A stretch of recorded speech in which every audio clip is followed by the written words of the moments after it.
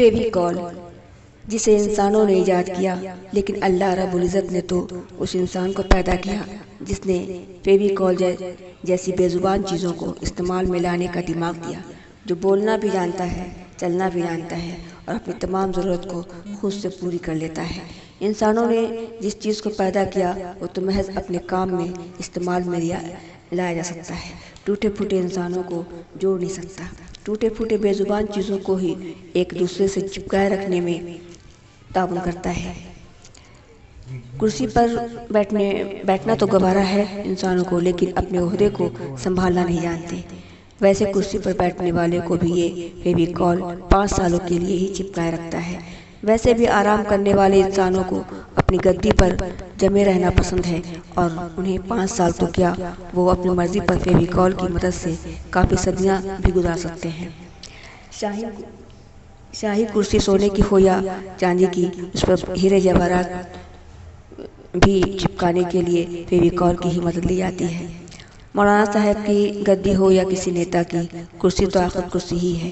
عہدے میں فرق ہو سکتا ہے، حکومت چلانے والے انسانوں میں فرق ہو سکتا ہے، لیکن فیویکول میں کوئی فرق نہیں۔ یہ گدی صرف امیروں کے لیے ہے، غریبوں کو یہ عہدہ کہاں نصیب۔ گدی سنبھالنا جتنا مشکل ہے، اس سے کم وقت میں بڑی آسانی کے ساتھ فیویکول اپنے حاکم کو ہی خود سے جوڑ لیتا ہے۔ حکومت کرنے والے اپنی رعایا پر تو حکم کرتے ہیں، لیکن ساتھ ہی فیویکول کے اشاروں پر بھی انہیں چلنا ہے۔ ماں کے آشیرواد کے لیے بھی جانا ہوا تو ساتھ کرسی ہی چلتی ہے، چونکہ وہ فیویکول سے چپکا جو ہے۔ سر پہ ہاتھ رکھ کر ماں کہتی ہے، میری دعا ہے تو ہمیشہ اس کرسی سے چپکا رہے، تیری موت بھی آئے تو تیری کرسی نہ چھوٹے۔ ماں کے لبوں پر فخر کے لاوے جو پھوٹتے ہیں، یہ بھی فیویکول کی ہی مہربانی ہے۔ شاعری یا مضمون نگاری ہو تو تحریر فرمانے کے وقت روشنائی کی جگہ فیویکول ہی قلم میں بھر دیے جائیں تو شاید الفاظ کاغذ سے چپکے اپنی حکومت کا ڈنکا پٹوا ہی ڈالیں گے۔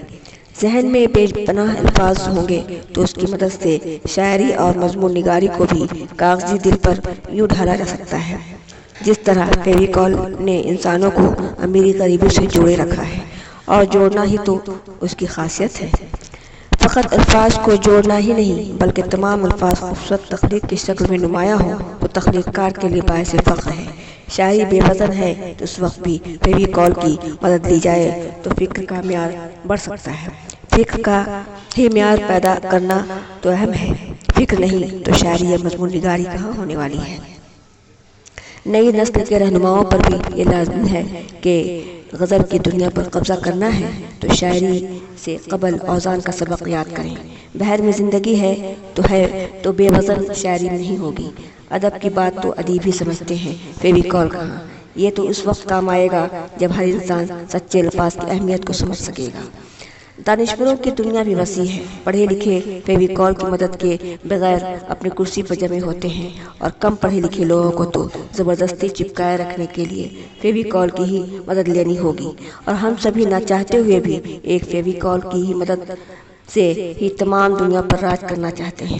کرسی سنبھالنے کے بعد بھی اسی کے اشارے پر ناچ بھی رہے ہیں اور اسی کے ساتھ چپک کر بیٹھے بھی ہیں۔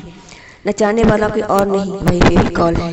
اسے نچوانے کا شوق ہے تو یاد رہے کہ اوپر والا بیٹھا ہاتھوں میں ایک ڈور لیے ہے، جسے کھینچتے ہی ہم سبھی ایک ساتھ اوندھے منہ زمین پر گر پڑیں گے اور شاید پھر کبھی نہ اٹھ سکیں گے۔ ہم سبھی خیالوں کی دنیا میں دوڑ رہے ہیں، حقیقت کی دنیا سے روشناس ہوں گے تو اوپر والے کی خلقت بھی کھل ہی جائے گی۔ واحد ایک رب العالمین ہے جس کا ثانی کوئی نہیں، تنہا ایک نام ہے اللہ، جس سے وابستہ 99 نام ہے، اور وہ تنہا بھی نہیں، یہ بھی سچ ہے۔ میرے پیارے رسول اللہ جو ان کے محبوب ہیں۔ رب العالمین نے سارے مخلوق کو جنم دیا تو رسول اللہ نے بھی ہم تمام بندوں پر رحمت نازل فرمائی، اللہ کے احکام کو سمجھایا، دین و اسلام کی ترغیب دی، تمام دنیا کو ایک ایسا نور دیا جس کی روشنی میں اللہ کے کلام پاک کو عرش سے اتارا، تمام روح کے اندر قرآن کے 30 پارے کو ترجمہ کے ساتھ بسا دیا۔ میرے رسول اللہ کی آمد نہ ہو تو ہم انسانوں کی بخشائش بھی نہ ہو۔ میرے رسول اللہ اتنے قریب ہیں کہ لکھنے اور پڑھنے میں کوئی فل اسٹاپ بھی نہیں۔